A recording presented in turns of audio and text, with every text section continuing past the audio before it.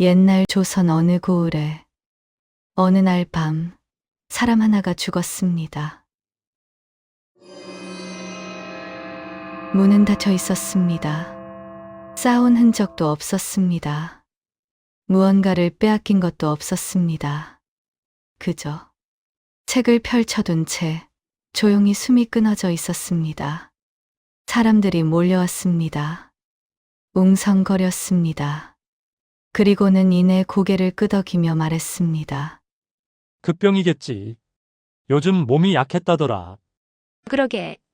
평소에도 안색이 안 좋았잖아. 안 된 일이야. 사람들은 그렇게 말하고 자리를 떴습니다. 슬픔을 나누고 위로를 건네고 그리고 각자의 집으로 돌아갔습니다. 그러나 그 방 안에 남겨진 한 사람만은 그 말을 믿지 않았습니다. 그 사람은 죽은 사람의 딸, 연화였습니다.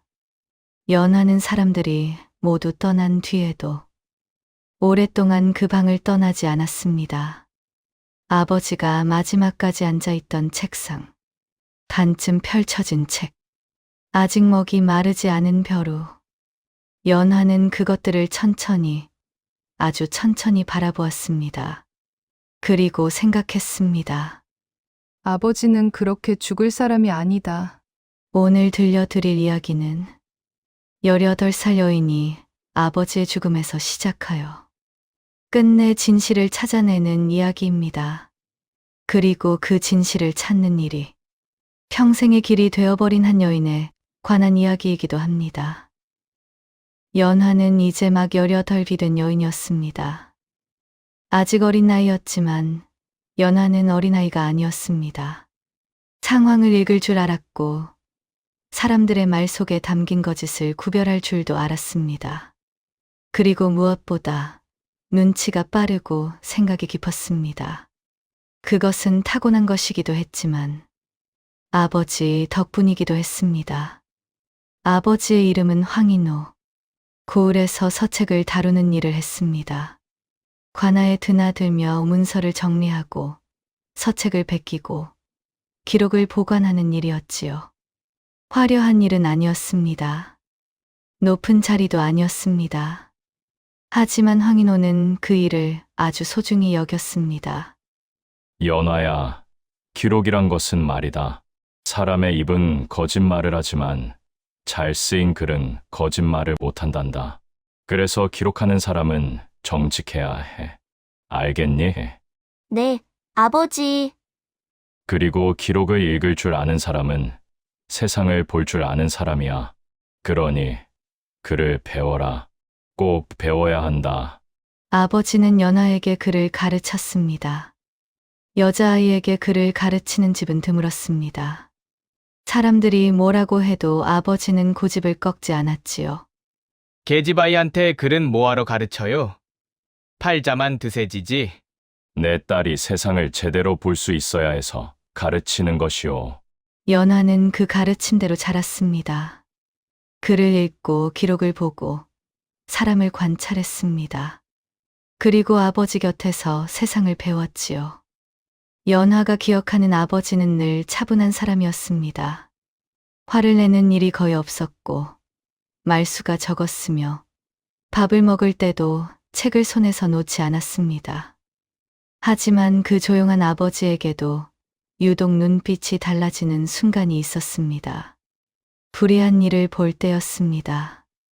연화야, 세상에는 말 못하는 사람들이 참 많단다.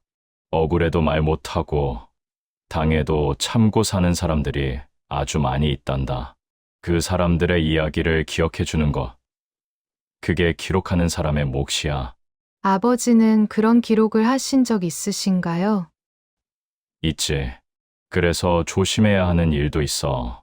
그때 연화는 그 말의 뜻을 정확히 알지 못했습니다.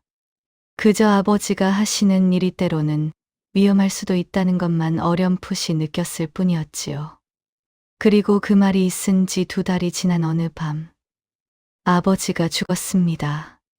그날 밤은 유난히 바람이 없었습니다. 연화는 아버지의 방 앞을 지나다가 안에서 아무 소리도 나지 않는다는 것을 느꼈습니다. 이상했습니다. 아버지는 밤늦게까지 글을 읽는 분이었습니다. 종이 넘기는 소리, 붓 가는 소리, 가끔씩 조용히 중얼거리는 소리가 늘 났었지요. 그런데 그날 밤은 아무것도 들리지 않았습니다. 아버지, 주무십니까? 대답이 없었습니다.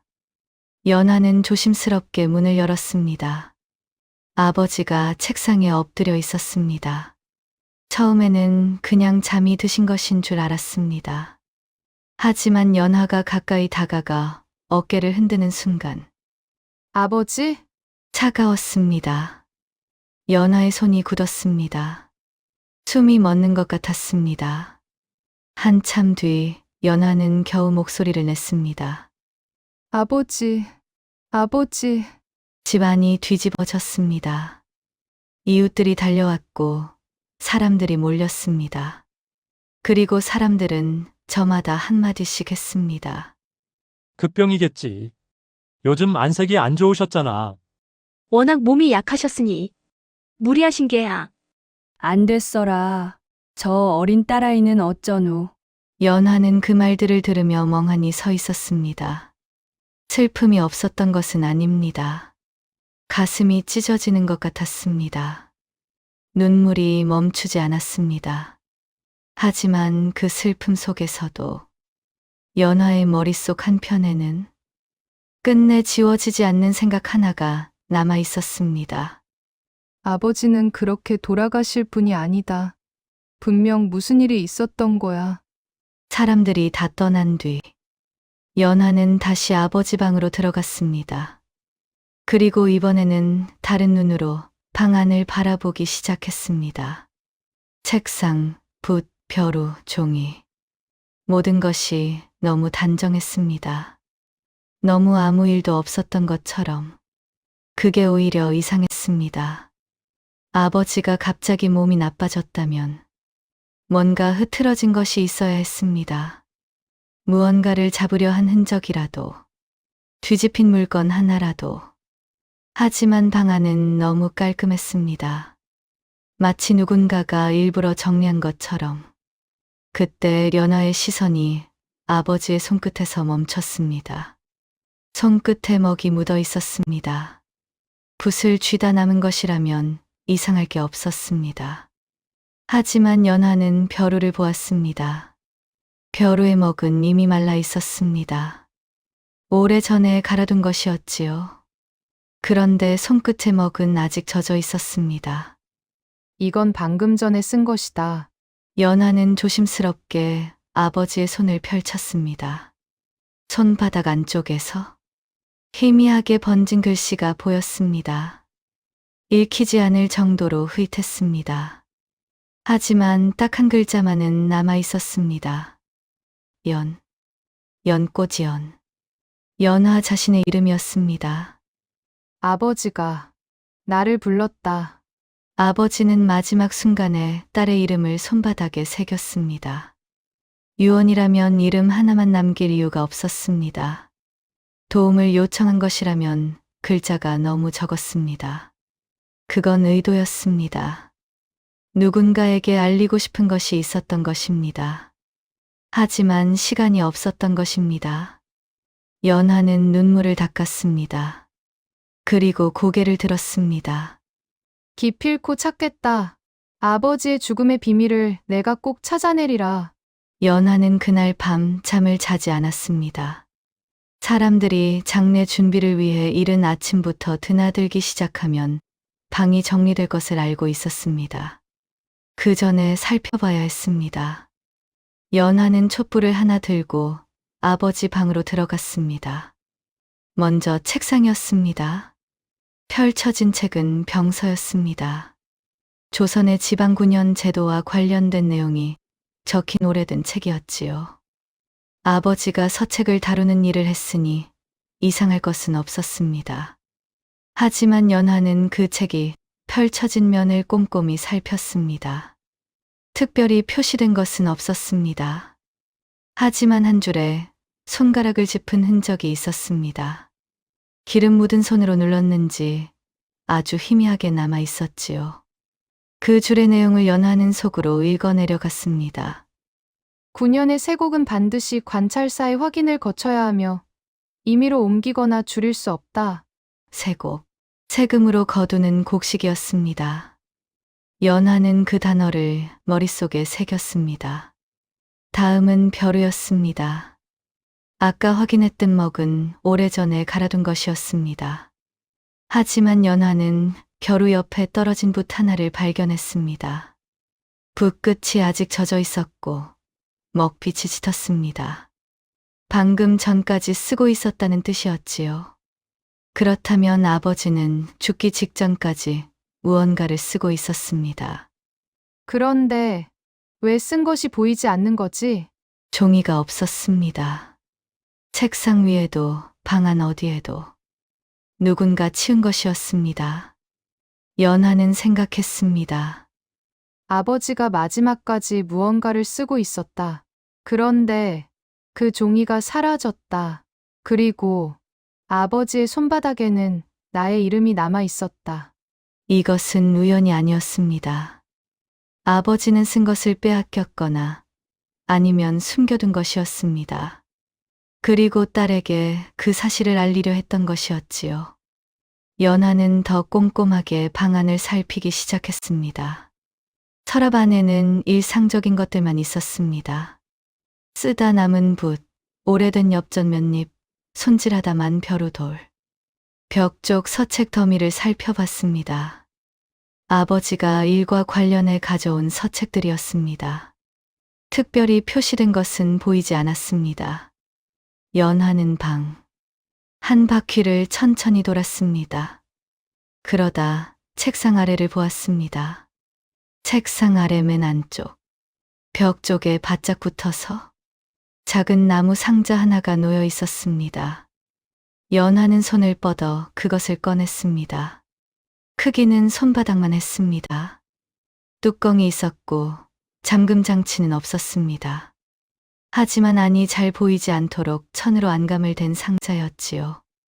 연하는 잠시 그것을 손에 들고 바라보았습니다. 아버지, 이것이 맞지요? 그리고 천천히 뚜껑을 열었습니다. 안에는 종이 한 장이 들어 있었습니다. 잘 접어둔 종이였습니다. 연하는 조심스럽게 펼쳤습니다. 그 안에는 이름들이 적혀 있었습니다. 5개. 나란히 번호를 매겨 적은 이름들이었습니다. 연하는 하나씩 읽었습니다. 정별감, 이공방, 오장무. 그리고 연하의 손이 멈췄습니다. 4번째 이름 옆에 붉은 점이 찍혀 있었습니다. 최승지. 최승지. 그 이름을 보는 순간 연하의 눈빛이 달라졌습니다. 최승지는 아버지와 가까웠던 사람이었습니다. 관아에서 승지 자리에 있는 사람으로 아버지가 서책 일을 하며 자주 드나드는 곳에 높은 사람이었지요. 아버지는 가끔 그 이름을 입에 올렸습니다. 최승지 어른이 오늘 불러서 잠깐 다녀와야겠다. 최승지 어른 쪽 서책을 좀 더 살펴봐야 할 것 같아. 아버지와 업무상 자주 얽혀 있던 사람. 그런데 그 이름 옆에 붉은 점이 찍혀 있었습니다. 연하는 그 점을 손끝으로 짚었습니다. 아버지, 이것이 무슨 뜻입니까? 그때 밖에서 장례를 준비하는 사람들 발소리가 들렸습니다. 연하는 빠르게 종이를 접어 품에 넣었습니다. 상자는 다시 책상 아래에 밀어 넣었습니다. 그리고 방문을 닫으며 마음속으로 다짐했습니다. 반드시 찾아내겠다. 아버지의 장례는 조용히 치러졌습니다. 이웃들이 와서 위로를 건넸고 먹을 것을 가져다 주었으며 제각기 안 됐다는 말을 남기고 돌아갔습니다. 연하는 그 모든 것을 고요히 받아냈습니다. 하지만 혼자 남겨진 밤이면 연하는 품속의 종이를 꺼내 들여다보았습니다. 5명의 이름, 그리고 최승지 이름 옆에 붉은 점. 연하는 하나씩 생각을 정리했습니다. 먼저 이름들이 무엇을 뜻하는지였습니다. 정별감은 관아의 별감이었습니다.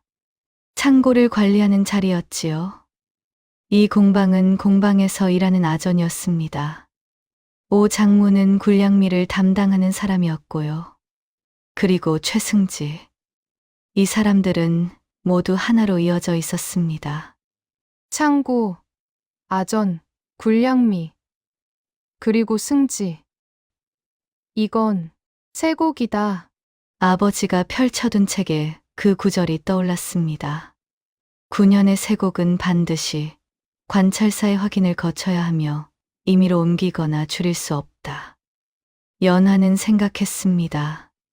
만약 누군가 그 쇠곡을 빼돌리고 있다면 창고를 관리하는 별감, 기록을 담당하는 아전, 굴량미를 맡은 자, 그리고 그 위를 덮어주는 높은 자리의 사람이 필요했습니다. 이 5사람이 그 역할을 맡고 있었던 것입니다. 그리고 아버지는 그것을 알았습니다. 기록을 다루는 사람이었으니 장부를 보다 발견한 것이겠지요. 아버지는 이 비리를 기록해 두었고, 그것 때문에 죽임을 당한 것이다. 연하는 천장을 바라보았습니다. 분노가 치밀었습니다. 하지만 연하는 그 분노를 억눌렀습니다. 지금 나는 화낼 때가 아니다. 증거가 필요하다. 연하는 생각했습니다. 아버지가 마지막까지 쓰던 종이가 사라졌습니다. 그것이 장부이든 기록이든 범인이 가져간 것이 분명했습니다. 그렇다면 그 기록의 원본이 어딘가에 있어야 했습니다. 관아의 쇠곡 장부. 아버지가 관아에서 일했으니 아버지와 함께 일하던 사람이 있을 것이었습니다. 그 사람에게 물어보면 뭔가 알 수 있을지도 몰랐습니다. 연하는 다음 날 아침 일찍 나섰습니다. 아버지와 함께 일하던 사람은 박서방이라는 나이 많은 아전이었습니다. 관아 근처 마을에 살았고 아버지와는 10년 넘게 함께 일한 사람이었지요. 연하가 그의 집 앞에 도착했을 때 박서방은 마당에서 나무를 패고 있었습니다. 계십니까? 저 연하입니다. 아버지 황인호의 딸입니다. 박서방이 도끼를 내려놓았습니다. 연하를 보는 그의 눈빛에 무언가 복잡한 것이 스쳤습니다. 어서 오너라. 들어오거라. 박서방의 집 안 좁은 방. 연하와 박서방이 마주 앉았습니다. 아버지가 돌아가시기 전 며칠 동안 하신 일이 무엇인지 아십니까? 왜 묻느냐? 아버지 죽음이 급병이 아닌 것 같아 확인하고 싶습니다. 박서방은 한참 동안 말이 없었습니다. 손이 무릎 위에서 꼭 쥐어져 있었습니다. 연하야, 그냥 넘어가거라. 내 아버지도 그러셨어야 했는데 무슨 말씀이세요? 모르는 게 낫다. 아는 게 더 위험할 수 있어. 연하는 잠시 침묵했습니다. 그리고 품속에서 종이를 꺼내 박서방 앞에 펼쳤습니다. 아버지 방에서 찾은 것입니다. 이 이름들이 무엇을 뜻하는지 아십니까? 박서방은 오랫동안 그 종이를 바라보았습니다. 그리고 아주 낮은 목소리로 말했습니다. 쇠곡이 빠져나가고 있었다. 내 아버지가 그것을 알아챘었어. 장부를 대조하다가 얼마나요? 3년이 넘었어. 그 기간 동안 이 고을 쇠곡의 절반 가까이가 연하는 숨을 들이켰습니다. 그리고 아버지가 그것을 기록했군요. 기록만 한 게 아니야. 위에 알리려 했어. 하지만 박서방이 말을 끊었습니다. 누구에게 알려야 할지 몰랐던 거야. 위를 믿을 수가 없었으니. 그 자들이 다 이어져 있었으니까. 연하는 종이를 다시 접어 품에 넣었습니다. 장부 원본은 어디에 있습니까? 연하야, 그건 위험해. 그 사람들이 벌써 다 없앴을 거야. 그래도 흔적은 남아 있겠지요. 박서방은 한참 동안 연하를 바라보았습니다. 이 어린 여인의 눈빛이 두려움이 아닌 결심으로 가득 차 있는 것을 보았습니다. 창고 쪽에 기록이 있단다. 내 아버지가 따로 베껴둔 것이. 하지만 그게 어디 있는지는 나도 몰라. 아버지가 따로 기록을 베꼈다고요? 혹시 모른다고 원본이 없어지더라도 증거가 남아야 한다고 했어. 연하는 고개를 끄덕였습니다. 연하는 속으로 다짐했습니다. 기필코 찾아야 한다. 그 기록을 찾아야 한다. 며칠 뒤 이른 아침, 연하는 어느 집 앞에 섰습니다. 연하는 망설이지 않았습니다. 박서방에게서 들은 것만으로는 부족했습니다. 직접 봐야 했습니다. 그리고 그 사람을 직접 만나야 했습니다. 최승지의 집은 고을에서 꽤 이름 있는 집이었습니다. 기와 지붕의 넓은 마당, 대문 앞에 석등이 놓인 집이었지요. 고을에서 두 번째로 높은 자리에 있는 사람의 집답게 위엄이 있었습니다. 문지기가 연하를 막아서며 말했습니다. 어디서 왔소? 저는 연하라 하옵니다.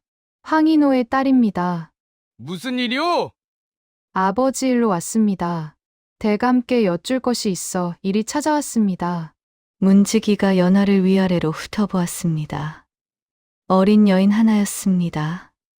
위험해 보이지 않았지요. 잠깐 기다리시오. 잠시 뒤 문이 열렸습니다. 연하는 안채로 안내되었습니다. 넓고 단정한 방이었습니다. 서책들이 가지런히 놓여 있었고 향 연기가 피어오르고 있었습니다. 잠시 뒤 최승지가 들어왔습니다. 최승지는 50대 초반의 남자였습니다. 머리가 반백이었고 눈매가 날카로웠으며 입가에는 항상 미소 비슷한 것이 걸려 있었습니다. 하지만 그 미소는 따뜻하지 않았습니다. 계산하는 사람의 미소였습니다. 황인호의 딸이라 했소. 예, 대감. 연하입니다. 아버님께서 돌아가셨다 들었소. 안타까운 일이었소. 그 말은 너무 빠르게 나왔습니다. 너무 준비된 말처럼. 연하는 그것을 놓치지 않았습니다. 감사합니다. 대감. 그런데 혹시 마지막으로 아버지를 보신 것이 언제였습니까? 이틀 전이오. 어떠한 이야기를 나누셨습니까? 최승지는 잠시 말을 멈추었습니다. 아주 짧은 순간이었지만 연하는 그것을 보았습니다. 별 이야기 없었소. 일 이야기를 조금 나눴을 뿐이오. 어떤 일이었습니까? 왜 그것을 묻소? 아버지가 어떠한 이유로 돌아가셨는지 알고 싶어서입니다. 급병이라 들었소. 평소에 몸이 약하셨다더구만. 연하는 잠시 침묵했습니다. 그리고 조용히 말했습니다. 아버지께서는 돌아가시기 직전까지 무언가를 쓰고 계셨습니다. 최승지의 눈빛이 흔들렸습니다. 그런데 그 종이가 없어졌습니다. 아버지 방에서. 아버님이 워낙 일이 많으셨으니 여기저기 문서가 많았겠지. 아버지 손바닥에 제 이름이 남아 있었습니다. 최승지의 손이 미세하게 떨렸습니다. 연하는 그것을 보았습니다. 아버지는 돌아가시기 직전에 저를 부르셨습니다. 무언가를 알리고 싶으셨던 것입니다. 그건 그냥 딸 생각이 나셨던 것 아니겠소? 그럴 수도 있지요. 그런데 대감, 한 가지만 더 여쭤봐도 되겠습니까? 뭐요? 연하는 한 걸음 다가갔습니다. 이 고을 세곡 장부, 요 근래 3년치를 확인하신 적 있습니까? 방 안 공기가 달라졌습니다. 세곡 장부는 왜? 아버지가 그 장부를 보고 계셨던 것 같아서요. 돌아가시기 전에. 서책 일을 하셨으니 당연히 그런 문서도 보셨겠지. 그게 무슨 상관이요? 연하는 대답하지 않았습니다. 그저 최승지의 눈을 바라보았습니다. 그리고 그 눈 속에서 읽었습니다. 그리고 연하는 속으로 말했습니다. 두려움이다. 이 사람은 지금 두렵다. 연하는 고개를 숙였습니다. 바쁘신 중에 시간 내주셔서 감사합니다. 이만 물러가겠습니다. 밖으로 걸어 나오면서 연하는 잠시 멈춰 섰습니다. 이 사람이 틀림없다. 연하는 최승지의 집에서 나오면서 하나를 확인했습니다. 최승지는 연하가 무언가를 알고 있다는 것을 눈치챘습니다. 그것이 위험한 상황이었습니다. 하지만 지금 연하에게 필요한 것은 두 가지였습니다. 아버지가 따로 베껴둔 장부 기록, 그리고 그것을 들고 갈 수 있는 사람. 연하는 걸음을 빠르게 했습니다. 이상했습니다. 뒤에서 발소리가 들렸습니다. 연하가 걸음을 빠르게 하면 빠르게 따라오고, 느리게 하면 느리게 따라왔습니다. 뒤를 밟히고 있구나. 연하는 골목 하나를 꺾어 들어갔습니다.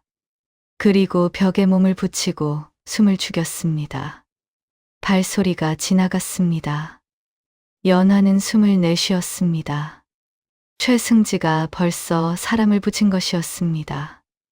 연하가 무언가 알고 있다는 것을, 그리고 그것이 위험하다는 것을 그는 이미 판단한 것이었지요.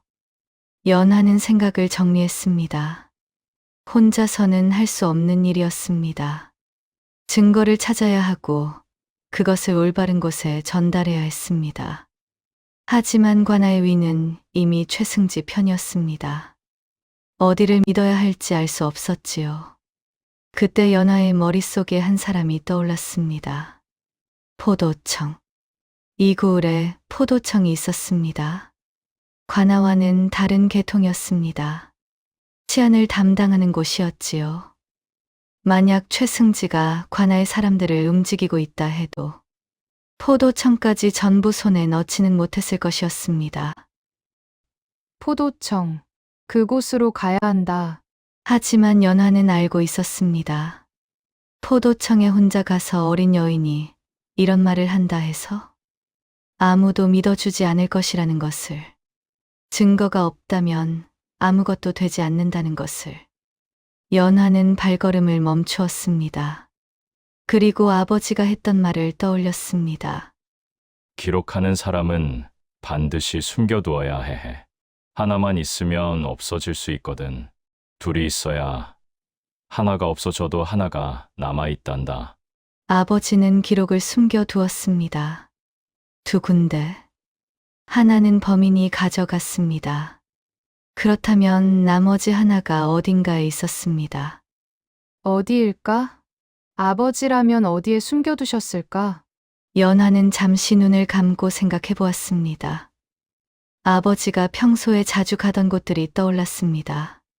관아, 서책방, 그리고 절.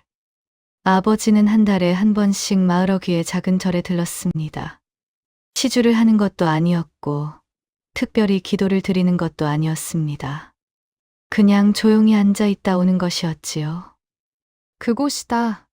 연하가 절에 도착한 것은 해가 기울어질 무렵이었습니다. 작고 오래된 절이었습니다. 승려 두어 명만 있는 작은 곳이었지요. 화려함과는 거리가 먼 그냥 조용한 곳이었습니다. 연하는 절마당에 들어서며 스님 한 분에게 물었습니다. 스님, 황인호라 하는 분이 여기 자주 들르셨지요? 그렇습니다. 한 달에 한 번은 꼭 오셨는데, 그런데 요즘 통 보이지 않으십니다. 무슨 일 있으십니까? 돌아가셨습니다. 아이고, 그래서 얼굴이 안 보이셨구나. 안 됐어라.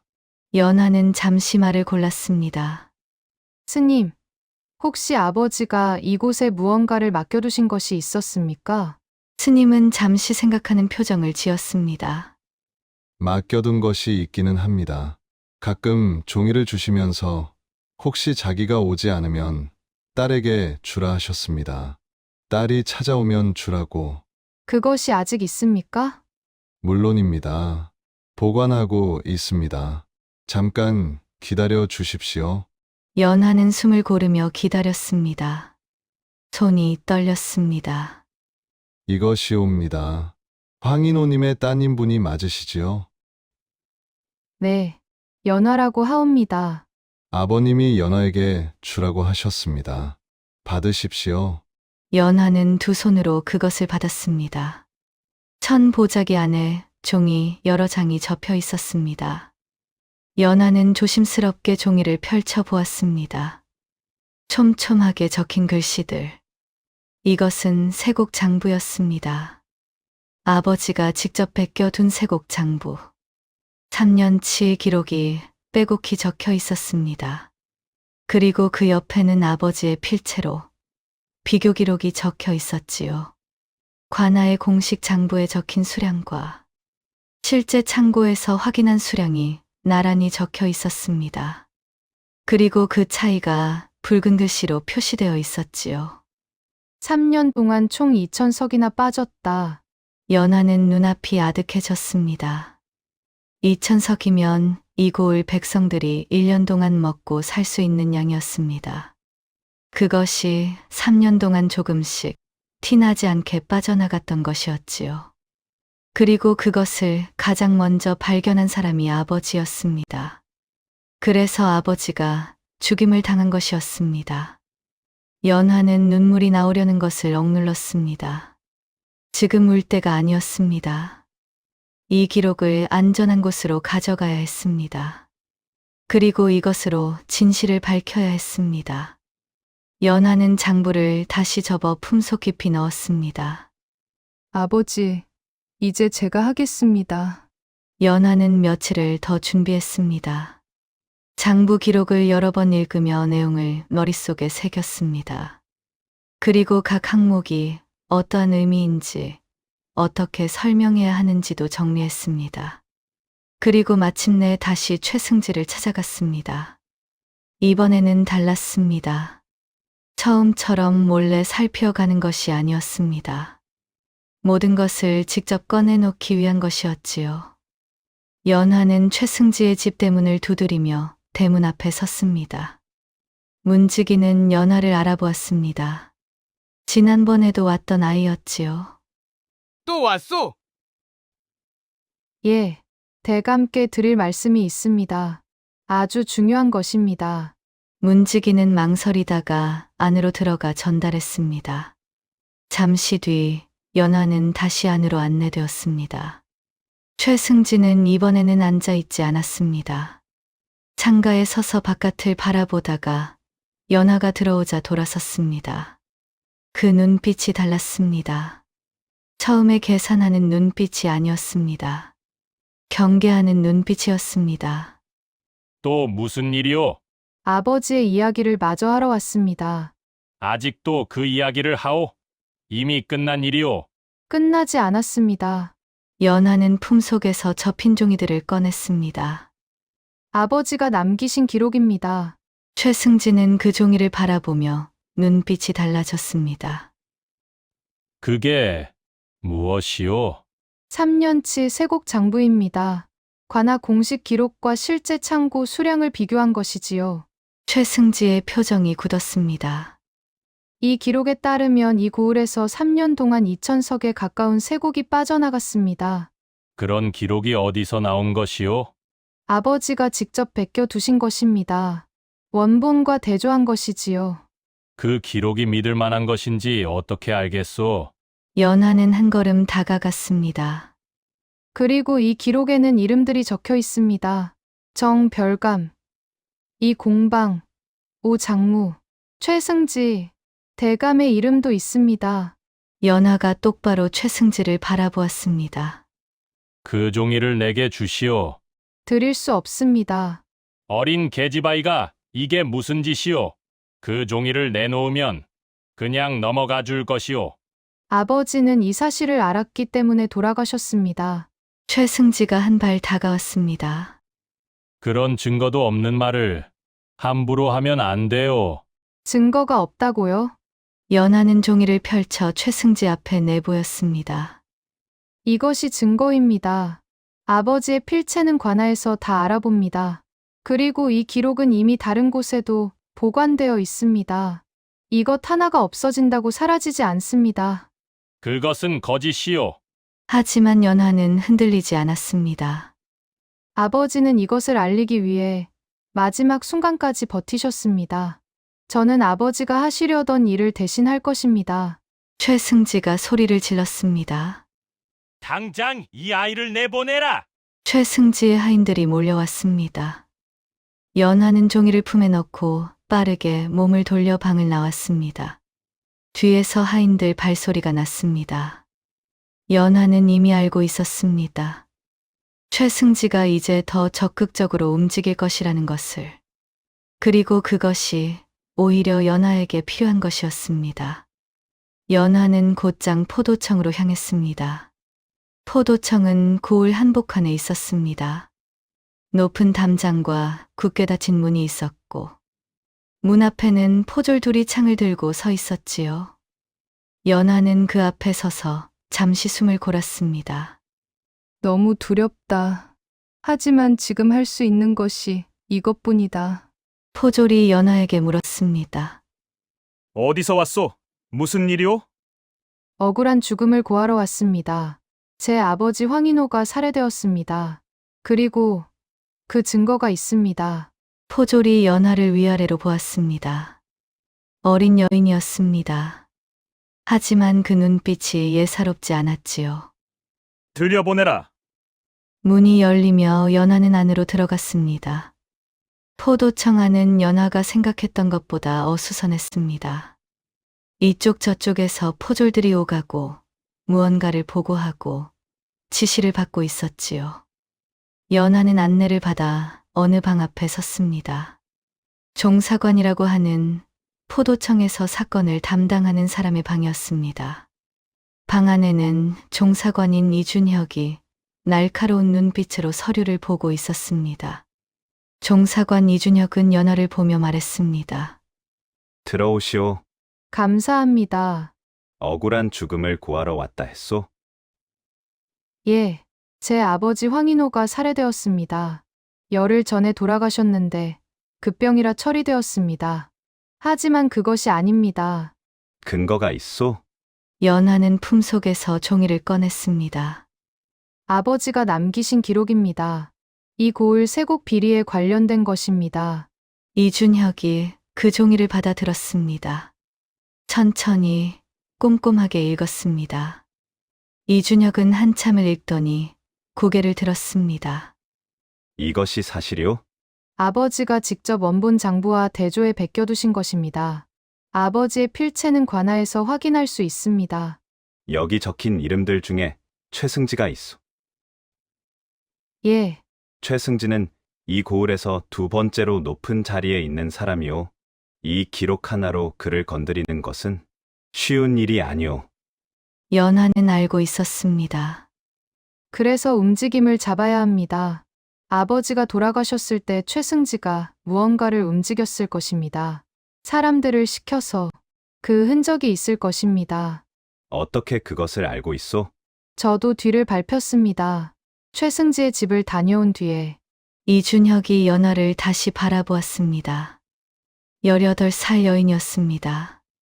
그런데 이 아이는 두렵지 않은 것 같았습니다. 아니, 두렵지만 그것을 넘어서고 있었습니다. 당신은 이것을 어디서 찾았소? 아버지가 절에 맡겨두셨습니다. 제게 주라고 하시면서 아버님은 당신이 이 일을 할 것이라고 믿으셨던 것 같소. 연하는 대답하지 않았습니다.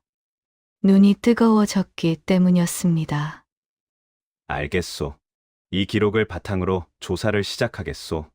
다만 신중히 조사를 하여야 하니 시간이 걸릴 수 있소이다. 그리고 위험할 수도 있소. 압니다. 당신은 안전한 곳에 있으시오. 저도 돕겠습니다. 저는 아버지에게 글을 배웠습니다. 기록을 읽을 줄 압니다. 장부를 볼 줄 압니다. 그리고 최승지의 집을 드나드는 사람들의 얼굴을 알고 있습니다. 이준혁은 잠시 침묵했습니다. 여인이 포도청 일에 끼어드는 것은 쉬운 일이 아니오. 알고 있습니다. 하지만 제가 할 수 있는 일이 있습니다. 이준혁은 한참 연하를 바라보다가 말했습니다. 일단은 기다리시오. 내가 먼저 움직여 보겠소. 열흘이 지났습니다. 연하는 그 열흘 동안 조용히 집에 있었습니다. 하지만 조용히 있기만 한 것은 아니었습니다. 매일 관아 근처를 오가는 사람들을 살폈습니다. 최승지의 집을 드나드는 사람들의 얼굴을 기억했습니다. 그리고 그것을 기록해 두었습니다. 그리고 그 기록을 이준혁에게 전달했습니다. 이준혁은 연하가 가져온 기록을 꼼꼼히 살펴보았습니다. 이게 다 당신이 직접 확인한 것이오? 예, 사흘치입니다. 이 중에 한 사람, 이 공방이 지난 이틀 사이에 2번이나 창고를 다녀갔소. 비공식적으로 아마 기록을 없애러 다니는 것 같소. 그렇다면 지금 잡아야 합니다. 기록이 없어지기 전에 서둘러야 합니다. 그러려면 잡을 명분이 있어야 하오. 그리고 그 명분을 지금 만들고 있소. 이준혁이 설명했습니다. 그는 조용히 최승지와 무관한 창고지기 하나를 통해 현재 창고 실물 수량을 확인해 두었습니다. 그리고 그것이 관아 공식 장부와 다르다는 것을 이미 파악했지요. 아버지의 베낀 장부와 이준혁이 직접 확인한 현재 수량이 하나로 맞아떨어졌습니다. 이틀 안에 움직이겠소. 그 전에 한 가지만 부탁이 있소. 말씀하십시오. 당신이 직접 움직여야 할 것이 있소. 최승지 쪽에서 연화 당신을 알고 있으니 당신이 미끼가 될 수 있겠소? 미끼요? 당신이 기록을 가지고 있다고 생각하는 한, 그 자들은 당신에게 손을 대려 할 거요. 그것이 증거가 되오. 연하는 잠시 생각했습니다. 두려웠습니다. 솔직히 무서웠습니다. 하지만 연하는 고개를 끄덕였습니다. 하겠습니다. 이틀 뒤 저녁 연하는 혼자 골목길을 걸었습니다. 품속에는 장부 기록이 있는 척 종이를 넣어두었습니다. 그리고 멀리 이준혁의 포졸들이 숨어서 지켜보고 있었습니다. 얼마 지나지 않아 뒤에서 발소리가 났습니다. 둘이었습니다. 두 남자가 연하를 막아서며 말했습니다. 거기 서라! 황인호 딸이지? 그렇습니다. 가진 것을 내놓아라! 무엇을 말씀하시는지 모르겠습니다. 종이 말이다! 내 아비가 남긴 종이! 얼른 내놓으면 너는 다치지 않을 것이다! 그때 포졸들과 이준혁이 나타나며 말했습니다. 포도청이다! 움직이지 마라! 남자들이 달아나려 했지만 이미 포졸들이 사방을 막고 있었습니다. 그 자리에서 두 사람이 잡혔습니다. 그리고 그 두 사람 중 한 명이 최승지의 측근 하인이었습니다. 증거가 하나 더 생겼습니다. 최승지가 잡힌 것은 그로부터 사흘 뒤였습니다. 이준혁이 잡힌 두 하인의 진술과 아버지의 장부 기록과 직접 확인한 창고 수량을 합쳐 포도청 정식 문서로 올렸습니다. 그리고 위관하에서 조사관이 내려왔습니다. 최승지는 처음에는 버텼습니다. 이 모든 것은 날 줘요! 어린 계집아이가 꾸며낸 거짓입니다! 하지만 창고 실물 수량과 장부 기록이 맞아떨어지는 앞에서는 버틸 수 없었습니다. 그리고 잡힌 하인 중 한 명이 황인호가 죽던 날 밤 최승지의 명으로 그 방에 드나들었다는 것을 실토했습니다. 저는 그저 시키는 대로 했습니다. 황인호 방에서 종이를 가져오라 하셨습니다. 하지만 그 방에 들어갔을 때 황인호는 이미 그는 말을 이어가지 못했습니다. 조사관은 표정 하나 바꾸지 않고 받아 적었습니다. 그때 최승지가 포승줄에 묶여 끌려 나오고 있었습니다. 최승지가 끌려 나오는 모습을 연하는 멀리서 보았습니다. 사람들이 모여 수군거렸습니다. 저 양반이 그런 짓을 했단 말이야? 세 곡을 빼돌렸다고? 2천석이나? 그래서 곡식이 모자랐던 거였어. 작년에 내 이웃이 굶었던 것도 그 때문이었나? 연하는 그 말을 들으며 아버지를 떠올렸습니다. 아버지가 이것을 알리려 했던 이유. 기록하는 사람으로서 말 못하는 사람들의 이야기를 남기려 했던 이유. 그것이 이것이었습니다. 곡식이 없어 굶은 사람들. 이유도 모르고 가난해진 사람들. 그 억울함이 기록 속에 담겨 있었던 것이었지요. 연하는 그날 처음으로 소리내어 울었습니다. 아버지의 이름이, 아버지의 기록이 끝내 쓸모가 있었다는 것이 너무나 다행스러웠기 때문입니다. 그리고 그것이 너무나 슬펐기 때문이기도 했습니다. 며칠 뒤 최승지와 관련된 자들이 모두 잡히고 세곡 비리 사건이 마무리된 뒤 연하는 처음으로 아무것도 하지 않는 시간을 가졌습니다. 집안이 조용했습니다. 아버지가 없는 집은 더욱 조용했습니다. 연하는 아버지 방에 들어가 앉았습니다. 그 방은 그대로였습니다. 책상도 붓도 벼루도 그 자리에 있었습니다. 아버지가 마지막으로 펼쳐두었던 책도 그 자리에 있었지요. 연하는 그 책을 손에 들었습니다. 아버지, 해냈습니다.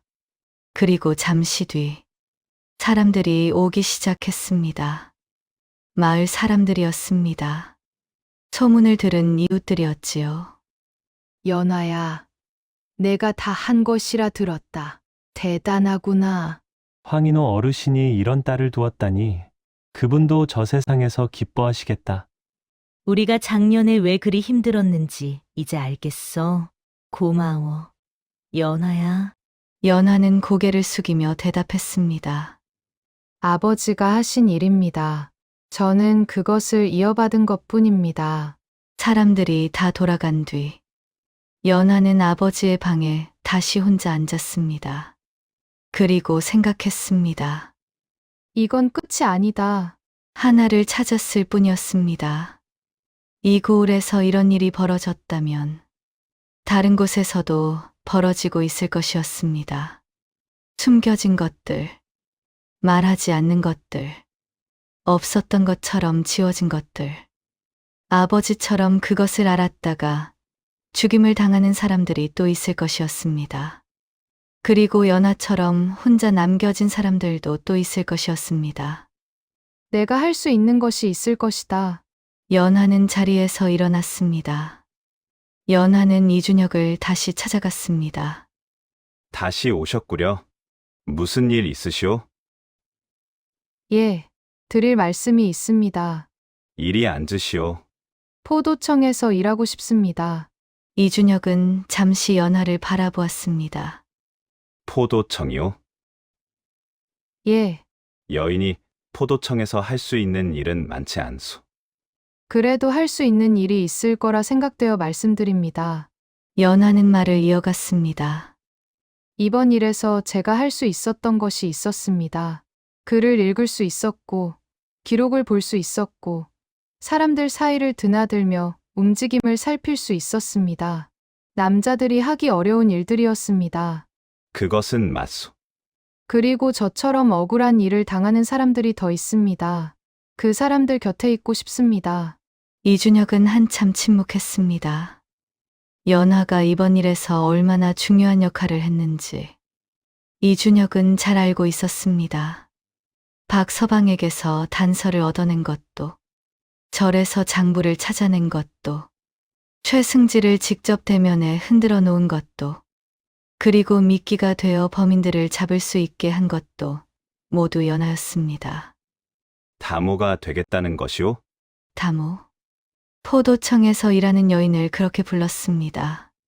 주로 여자들 사이의 일을 처리하거나, 남자들이 들어가기 어려운 곳에 들어가거나, 기록을 다루는 일을 맡았지요. 그렇습니다. 쉬운 자리가 아니오. 높지도 않고 위험하기도 하오. 알고 있습니다. 아버님이 기록하는 일을 하신 것처럼 당신은 진실을 찾는 일을 하겠다는 것이오. 연하는 고개를 끄덕였습니다. 아버지는 기록으로 진실을 남기셨습니다. 저는 진실을 찾아내겠습니다. 그리고 그것이 세상에 드러나도록 하겠습니다. 이준혁은 오랫동안 연하를 바라보았습니다. 그리고 말했습니다. 좋소. 받아들이겠소. 연하는 그렇게 포도청에서 일하게 되었습니다. 가장 낮은 자리였습니다. 하지만 가장 많은 것을 볼 수 있는 자리이기도 했습니다. 사람들은 처음에는 연하를 가볍게 보았습니다. 어린 계집아이가 여기서 뭘 한다는 거야. 저번에 최승지 잡는데 도움이 됐다던데. 그냥 운이 좋았겠지. 연하는 그 말을 들어도 화내지 않았습니다. 그저 조용히 자신이 할 수 있는 것을 했습니다. 기록을 읽고 사람들을 살피고 눈에 띄지 않게 드나들며 정보를 모았습니다. 그리고 얼마 지나지 않아 포도청 사람들은 하나씩 알게 되었습니다. 저 다모에게 이 장부 좀 봐달라 하시오. 여인이 글을 읽는다고요? 연하는 장부를 읽었습니다. 그리고 보통 사람들이 놓치는 것들을 찾아냈습니다. 숫자들 사이의 불일치와 날짜와 수량의 어긋남, 일부러 흐리게 적어둔 이름들, 아버지에게서 배운 것들이었습니다. 어느 날 저녁, 이준혁과 연하가 장부를 함께 보며 일하고 있었습니다. 이것을 어떻게 알아챘소? 아버지가 가르쳐 주셨습니다. 기록은 거짓말을 하기 어렵다고 하셨습니다. 하지만 숨기려는 사람들은 반드시 흔적을 남긴다고 하셨습니다. 아버님은 필이 좋은 분이셨을 것 같소. 예, 좋은 분이셨습니다. 연하는 그 말을 할 때 울지 않았습니다. 눈물이 나오려 했지만 참았습니다. 아버지를 기리는 가장 좋은 방법은 아버지가 못다 한 일을 계속하는 것이라는 것을 알고 있었으니까요. 연하가 다모가 된 지 2달이 지났을 무렵 포도청에 새 사건이 들어왔습니다. 이번에는 어느 마을 안악의 이야기였습니다. 남편이 사라졌다고 했습니다. 그냥 집을 나간 것이 아니라 무언가를 알게 된 뒤부터 사라졌다고 했습니다. 제 남편이 없어졌습니다. 사흘 전부터 관아에 갔다가 돌아오지 않았습니다. 제발 좀 찾아주세요. 포졸들은 그 말을 별것 아닌 것처럼 받아들이려 했습니다. 그냥 도망친 것 아니겠소? 여자들이 그런 말 많이 하오. 그때 연하가 앞으로 나왔습니다. 죄송합니다. 여기서 잠깐 이야기 나눌 수 있을까요? 연하는 그 여인을 조용한 곳으로 데려갔습니다. 그리고 천천히 하나씩 물었습니다. 남편분이 관아에 갔던 이유가 무엇이었습니까? 문서를 확인하러 갔다고 했습니다. 우리 땅 문서가 잘못됐다고, 누군가 바꿔치기 한 것 같다고. 땅 문서요? 우리 땅인데 갑자기 다른 사람 이름으로 바뀌어 있었다고. 그걸 확인하러 갔는데. 연하의 눈빛이 달라졌습니다. 기록이다. 또 누군가 기록을 바꾼 것이다. 연하는 여인의 손을 잡았습니다. 걱정하지 마세요. 제가 찾아보겠습니다. 연하는 이준혁에게 보고했습니다. 이번 일, 제가 맡아도 되겠습니까? 혼자서 하겠다고요? 아직은 혼자가 아닌 것이 낫겠지요. 하지만 먼저 살펴보겠습니다. 관아 토지 문서를 보고 싶습니다. 좋소. 해보시오. 연하는 그 길로 관아 서책방으로 향했습니다. 아버지가 일하던 곳이었습니다. 연하는 잠시 그 문 앞에 서서 아버지를 떠올렸습니다. 매일 이 문을 드나들었을 아버지. 기록들 속에서 진실을 찾으려 했던 아버지. 그리고 마지막까지 손바닥에 딸의 이름을 남긴 아버지. 아버지, 제가 여기서 시작해 보겠습니다. 그렇게 연하는 포도청의 다모가 되었습니다. 가장 낮은 자리였습니다. 하지만 가장 많은 것을 볼 수 있는 자리였습니다. 사람들은 그녀를 대수롭지 않게 보았습니다. 그저 조용한 여인 하나, 포도청 어디선가 문서를 보고 있는 아이.